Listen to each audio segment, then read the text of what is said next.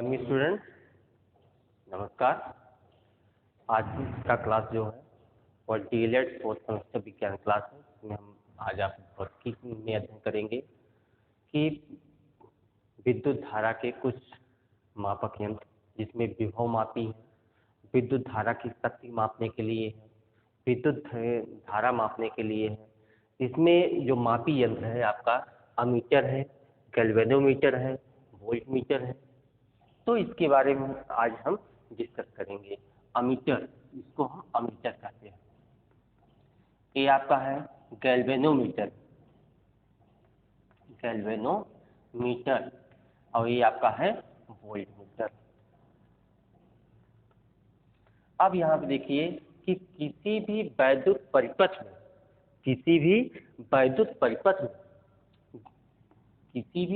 परिपथ में धारा मापने के लिए जिस यंत्र का उपयोग किया जाता है उसे अमीटर कहते हैं। सीधा समझ लीजिए। इसका जो नोट्स होगा वो पीडीएफ के रूप में आपको आपके चैनल पे, Urmila Devi PG college channel पे मिल जाएगा। हम आपको यहाँ पे इसका डेफिनेशन बता दे रहे हैं और इसका नोट्स बाकायदे लिखा हुआ आपको चैनल पे मिलेगा। अमीटर वैद्युत परिपथ में विद्युत धारा मापने के लिए जिस यंत्र का प्रयोग किया जाता है उसे अमीटर कहते हैं। और यहाँ पे अमीटर विद्युत परिपथ में अमीटर संकेत के रूप में इस प्रकार से जुड़ा होता है। आप देख सकते हैं कि किसी भी विद्युत परिपथ में श्रेणी क्रम में यह क्या होता है, इस प्रकार का साइन बना होता है। यह आपका अमीटर होता है जिसको हम विद्युत धारा मापी यंत्र कहते हैं। अब कम धारा अधिक धारा मापने के लिए अलग अलग अमीटर का यूज किया जाता है, जिसमें मिली अमीटर होता है, माइक्रो एमीटर, ये लिखा हुआ milliampere, microampere. Ampere जो होता है विद्युत धारा का मात्रक होता है। अब मिली एम्पियर, माइक्रो एम्पियर, यह धारा के मापने का छोटी इकाई है। और मिली अमीटर भी होता है, माइक्रो अमीटर भी होता है। यह कम अधिक धारा मापने के लिए इस प्रकार के यंत्र का उपयोग किया जाता है। तो आप इंटर में लैब में अगर गए होंगे तो वहाँ पे इस प्रकार का यंत्र आपने देखा होगा। इस प्रकार से यहाँ पे लगा होता है जो कि जिससे कनेक्शन किया जाता है। यहाँ पे पॉइंट बना होता है। अब यहाँ पे एक नीडल होती है। जब करंट हम इससे टच कराते हैं, करंट इसको देते हैं, तो यहाँ क्या होता है, यह इसको मेजर करता है। अब यह मिली एम्पियर में मेजर करेगा कि माइक्रो एम्पियर में मेजर करेगा। यह वोल्टमीटर जो आपका अमीटर है यह इसके क्वालिटी पर निर्भर करता है। अलग अलग मापक यंत्र होते हैं, मिली अमीटर होता है, माइक्रो अमीटर होता है। तो इसमें कि जो इसका धन सिरा होता है, अमीटर का धन सिरा जो होता है, जो आपके विद्युत स्रोत हैं अर्थात सेल हैं, इसको धन को धन सिरे से, ऋण को ऋण सिरे से जोड़ते हैं। अर्थात सेल के धनात्मक सिरा अमीटर के धनात्मक सिरे से, सेल का ऋणात्मक सिरा अमीटर के ऋणात्मक सिरे से जोड़ते हैं। उसके बाद गैल्वेनोमीटर के समांतर क्रम में कम प्रतिरोध का तार लगा करके अमीटर बनाया जाता है। अब बात करते हैं गैल्वेनोमीटर की। गैल्वेनोमीटर में कम प्रतिरोध का तार लगा करके, जिसको हम शंट कहते हैं, गैल्वेनोमीटर में कम प्रतिरोध का तार समांतर क्रम में लगा करके हम क्या करते हैं, अमीटर बनाते हैं। अब बात आती है गैल्वेनोमीटर क्या होता है। तो गैल्वेनोमीटर जो होता है वह धारा की शक्ति को मापता है।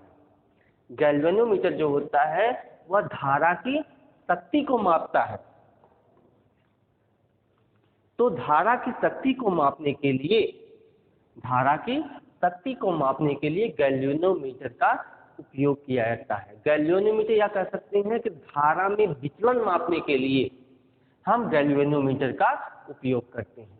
और इसमें क्या है, तांबे के तारों से बनी एक आयताकार कुंडली 2 किलो की सहायता से एक अस्थायी तथा शक्तिशाली नाल चुंबक के ध्रुव खंडों नॉर्थ साउथ, यहाँ पे जो गैल्वेनोमीटर होता है इस तरीके से यहाँ पे नाल चुंबक होता है, नाल चुंबक से यह जुड़ा होता है, यह आपका नाल चुंबक होता है जिसको हम नाल चुंबक कहते हैं। और नाल चुंबक से एक नीडल जुड़ी होती है, नाल चुंबक से एक नीडल जुड़ी होती है, यह आपका नाल चुंबक होता है।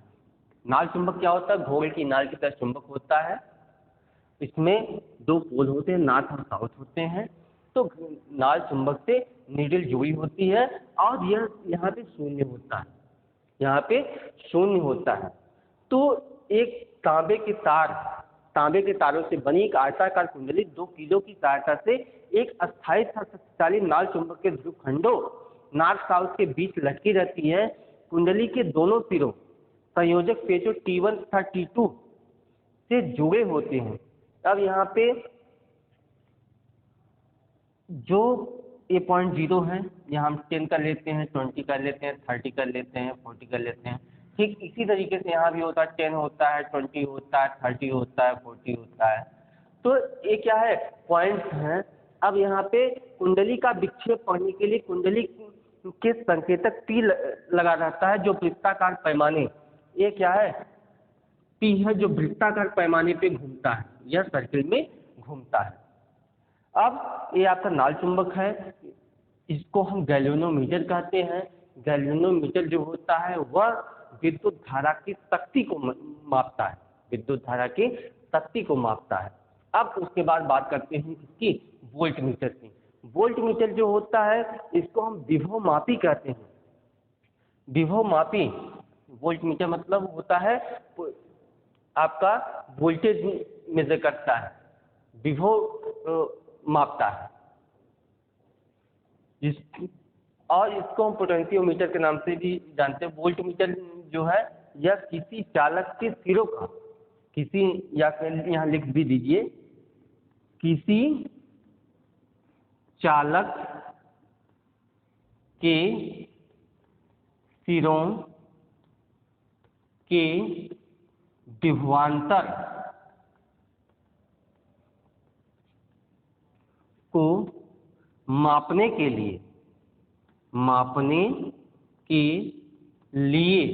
को मापने के लिए वोल्टमीटर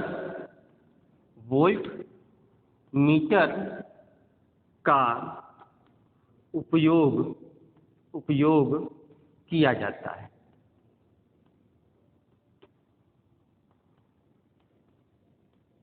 किसी चालक के सिरों के विभवांतर को मापने के लिए वोल्टमीटर का प्रयोग किया जाता है। और अमीटर जो होता है, यहाँ आप देख लीजिए, किसी परिपथ में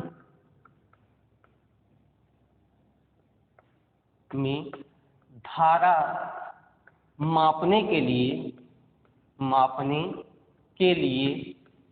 के लिए अमीटर का प्रयोग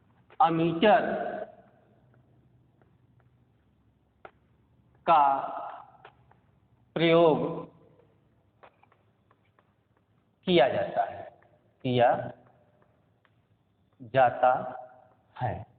अब यहाँ देख सकते हैं, किसी परिपथ में धारा मापने के लिए अमीटर का प्रयोग किया जाता है, किसी चालक के सिरों के बीच का विभवांतर मापने के लिए वोल्टमीटर का प्रयोग किया जाता है। इसमें भी इस साइन का प्रयोग किया जाता है, इसमें भी धनात्मक सिरा और ऋणात्मक सिरा होता है। तो जो वोल्टमीटर होता है यह विद्युत परिपथ में वोल्टमीटर को संकेत के रूप में इस प्रकार से व्यक्त करते हैं, जहाँ पे संकेत में क्या लिखा होता है, V लिखा होता है। क्या लिखा होता है, V लिखा होता है। और अगर अब आप समझेंगे संकेत, अगर आप इलेक्ट्रिक सर्किट देखते हैं, विद्युत परिपथ देखते हैं, तो वहाँ इसी तरीके से दोनों साइन होता है। अब आप कैसे समझेंगे कि विद्युत परिपथ में अमीटर है या क्या है, वोल्टमीटर है। यहाँ पे A लिखा होगा या म्यू A लिखा होगा या MA लिखा होगा। A मीन्स होता है एम्पियर, म्यू A मतलब होता है माइक्रो एम्पियर, और MA मतलब होता है मिली एम्पियर। जैसा कि हमने आपको बताया कि अधिक धारा कम धारा मापने के लिए यहाँ छोटे यंत्रों का प्रयोग किया जाता है जिसको मिली अमीटर और माइक्रो अमीटर भी कहते हैं। और वोल्ट मीटर में क्या होता है कि इसी साइन में यहाँ पे V लिखा होता है, अर्थात वोल्ट मीटर जो होता है चालक के सिरों का विभवांतर मापता है। और गैल्वेनोमीटर में श्रेणी क्रम में उच्च प्रतिरोध लगाकर वोल्ट मीटर बनाया जाता है। जैसे गैल्वेनोमीटर में उच्च श्रेणी का प्रतिरोध लगा करके श्रेणी क्रम में उसको जोड़ देते हैं, उच्च प्रतिरोध लगाकर श्रेणी क्रम में जोड़ देते हैं, तो उससे क्या बन जाता है आपका वोल्ट मीटर बन जाता है। गैल्वेनोमीटर में क्या करते हैं कि धारा की शक्ति मापते हैं, धारा की शक्ति को मापते हैं। गैल्वेनोमीटर की सहायता से धारा की शक्ति को मापा जाता है। अमीटर का प्रतिरोध बहुत कम था, वोल्ट मीटर का प्रतिरोध बहुत अधिक होता है। अमीटर का जो प्रतिरोध होता है अमीटर का, वह प्रतिरोध बहुत कम होता है। अमीटर का प्रतिरोध बहुत कम होता है, वोल्ट मीटर का प्रतिरोध बहुत अधिक होता है। और आदर्श वोल्ट मीटर का जो प्रतिरोध होता है वह अनंत होता है। आदर्श वोल्ट मीटर का प्रतिरोध अनंत होता है और आदर्श अमीटर का प्रतिरोध शून्य होता है। यहाँ पे एक नोट लिख लीजिए, आदर्श जिसको हम बोलते हैं आइडियल। ये ध्यान दीजिए कि ब्रह्मांड में कोई भी वस्तु, कोई भी मापक यंत्र आइडियल नहीं है, आदर्श नहीं है, उसमें कुछ न कुछ त्रुटि होती है, एरर होते हैं। तो यहाँ पे अगर सर्किट है, वैद्युत परिपथ है, तो उसमें कुछ न कुछ मात्रा में क्या होता है प्रतिरोध होता है। लेकिन यहाँ पे एक नोट ये भी लिख लीजिए कि आदर्श अमीटर का प्रतिरोध शून्य तथा आदर्श वोल्ट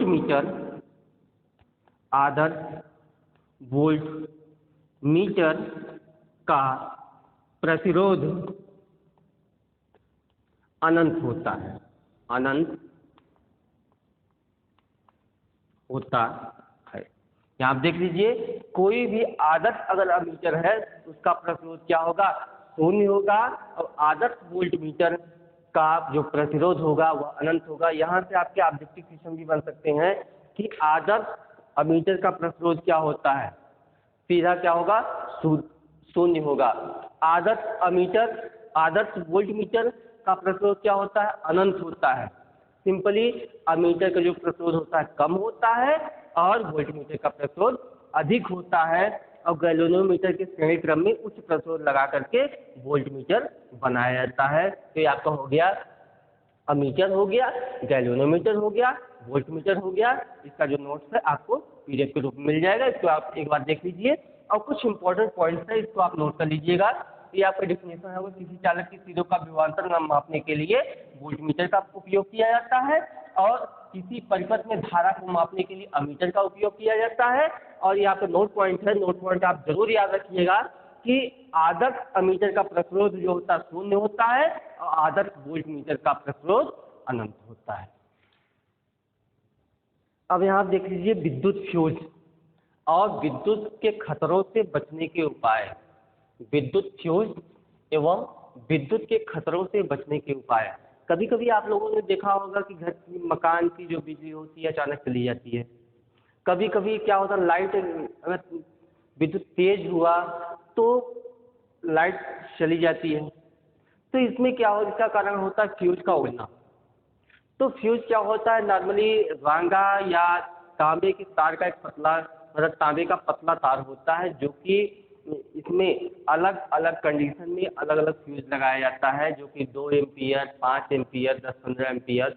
अब इसमें क्या है कि जैसे हीटर, फ्रिज, एसी, कूलर, इन सबको चलाने के लिए मोटा फ्यूज यूज किया जाता है 10-15 एम्पियर का। उसके नॉर्मली घर के पंखे, लाइट जलाने के लिए 5 एम्पियर का फ्यूज यूज किया जाता है। अगर कभी कभी अगर घर में फ्यूज न लगा हो, घर में फ्यूज न लगा हो, अगर करंट विद्युत जो है आपकी बहुत तेजी, मतलब उसकी प्रबलता अगर अधिक हो, तो आपके इंस्ट्रूमेंट जो भी हैं, जो भी आपके घरेलू सामान है, जैसे फ्रिज हो गया, एसी हो गया, कूलर हो गया, पंखा हो गया, इन सब के जलने की आशंका क्या होती है, बहुत अधिक हो जाती है। या कह सकते हैं विद्युत फ्यूज जो होता है वह विद्युत की प्रबलता को नियंत्रित करता है। यह एक लाइन आप लिख लीजिए, नोट पॉइंट है, विद्युत फ्यूज, विद्युत फ्यूज विद्युत की प्रबलता को नियंत्रित करता है, नियंत्रित करता है। यह सामान्यतः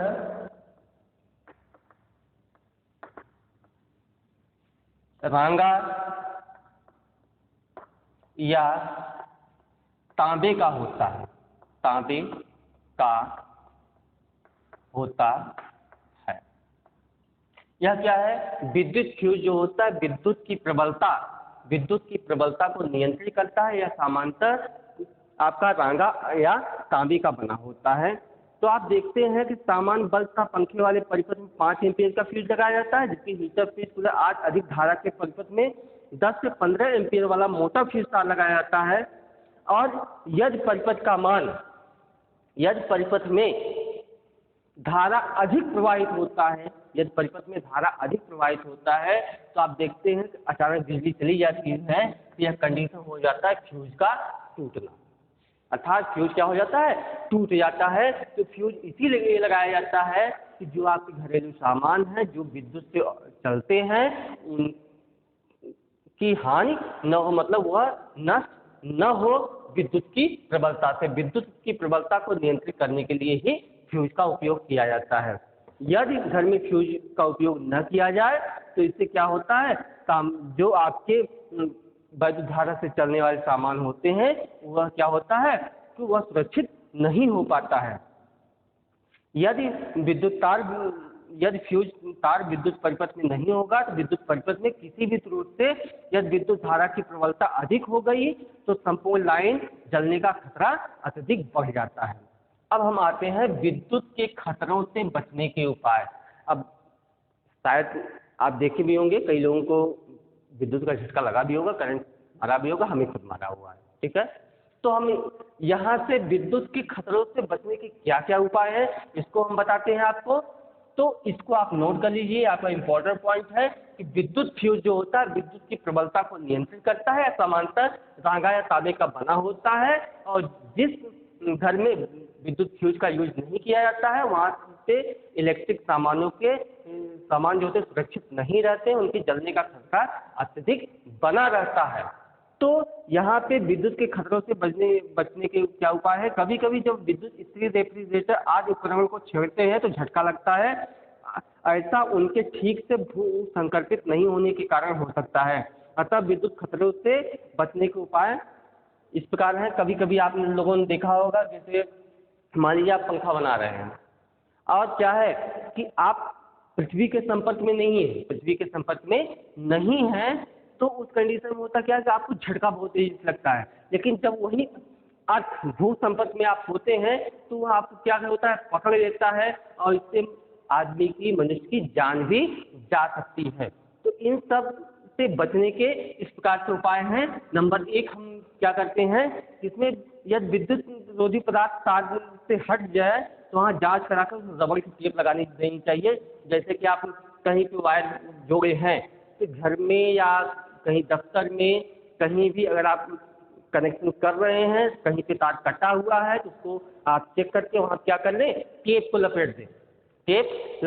अगर यह तार कटा है तो वहाँ क्या लपेट देना चाहिए, टेप को लगा देना चाहिए, जिससे वह क्या हो जाए, उसका बाहरी आवरण कुचालक हो जाए और आपको कभी भी इलेक्ट्रिक से खतरा न हो।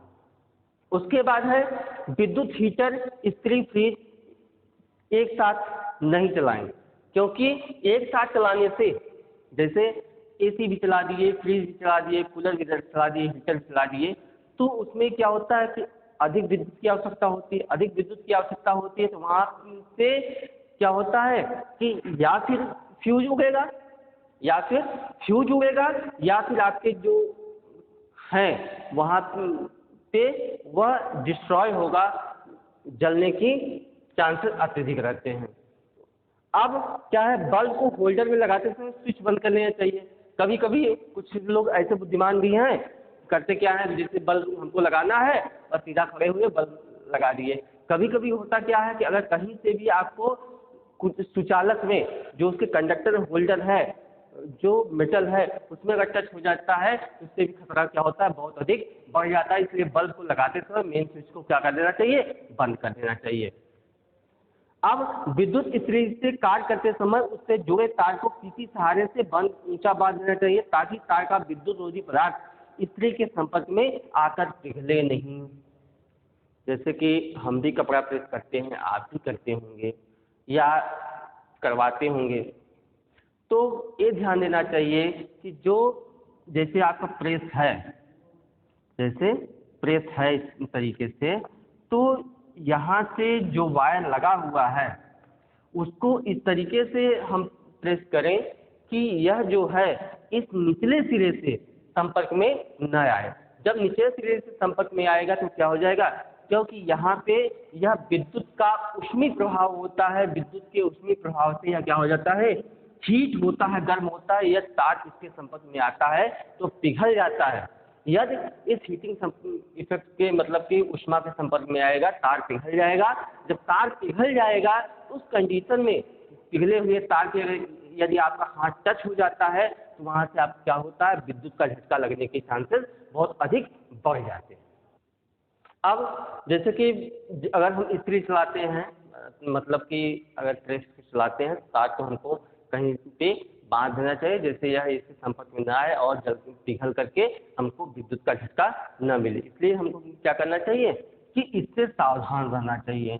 और एक बात और ध्यान देना चाहिए, जैसे कि बोर्ड है, बोर्ड में यहाँ आपका बल्ब लगाने के लिए है, यहाँ पे इंडिकेटर होता है या फ्यूज होता है, ये आपका फ्यूज के लिए होता है। यहाँ पे हम क्या लगाते हैं, बल्ब है। जैसे यहाँ पे क्या है कि ये आपका स्विच लगा होता है, ये आपका स्विच है। ये नॉर्मली हम घर के बोर्ड की बात कर रहे हैं। यहाँ पे ये आपका पिन है। अब यहाँ से कई खतरों से बचने के लिए अगर जैसे कि हम बल्ब होल्डर, ये आप क्या है, होल्डर, होल्डर में अगर हम बल्ब लगाते हैं तो यहाँ ध्यान रखना चाहिए कि हम होल्डर को टच न करें। उसके बाद अगर हम फ्यूज लगाते हैं, अगर जैसे मान लीजिए कि विद्युत की प्रबलता अधिक बढ़ गई, हम वहाँ पे फ्यूज लगाते हैं, तो फ्यूज लगाते समय हम रबड़ के दस्ताने अगर पहन के लगाएं, रबड़ के दस्ताने अगर हम पहन के लगाते हैं तो हमें विद्युत के को मतलब विद्युत का झटका हमें नहीं लगेगा, उससे हम सुरक्षित रहेंगे। और जब कभी भी हम बल्ब को लगाएं तो स्विच बंद करके लगाएं। उसके बाद कभी भी गीले हाथ, ऐसा हादसा कई बार होता है, हो भी चुका है, तो यहाँ पे अगर हम विद्युत को ऑपरेट कर रहे हैं, कोई बोर्ड लगा रहे हैं या फिर बल्ब लगा रहे हैं या फिर मोबाइल चार्जर लगा रहे हैं, तो उस समय गीले हाथों से हम उसको टच न करें, अन्यथा क्या हो सकता है, विद्युत का झटका लग सकता है। इसके कई उपाय हैं जिसके द्वारा विद्युत के खतरों से हम बच सकते हैं। विद्युत के खतरों से बचने के इस प्रकार के उपाय हैं। आप देख सकते हैं यहाँ पे कि जब भी हम कोई विद्युत का काम करें तो हमेशा रबड़ के दस्ताने पहन के ही यूज करें, जिससे कि क्योंकि रबड़ जो होता है वह विद्युत का कुचालक होता है। जैसे कि जो रबड़ के दस्ताने होते हैं, रबड़ जो होता है विद्युत का कुचालक होता है, जिसके रीजन से हमें करंट नहीं लगता था, विद्युत का झटका नहीं लगता है।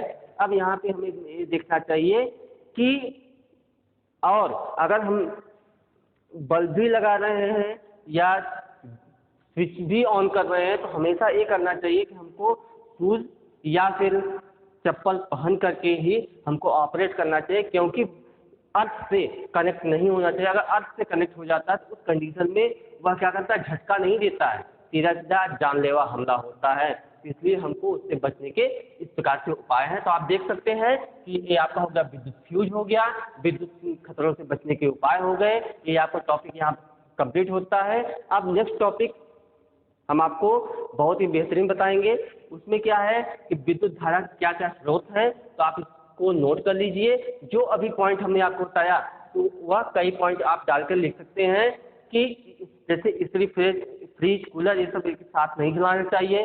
होल्डर को लगाते समय मतलब बल्ब को लगाते समय स्विच को ऑफ कर देना चाहिए। फ्यूज को लगाते समय हमको रबड़ के दस्ताने का उपयोग करना चाहिए और गीले हाथों से कभी भी विद्युत का कोई भी स्विच हमको ऑपरेट नहीं करना चाहिए। इन सब बातों का ध्यान रखते हुए हम क्या कर सकते हैं, अपने इस अनमोल जीवन को सुरक्षित रख सकते हैं। और नेक्स्ट वीडियो हम आपको जल्द ही देंगे, तब तक के लिए नमस्कार। और हम आशा करते हैं कि आप बहुत अच्छी तरीके से होंगे, बहुत सेफ होंगे और मन लगा के पढ़ाई करिए।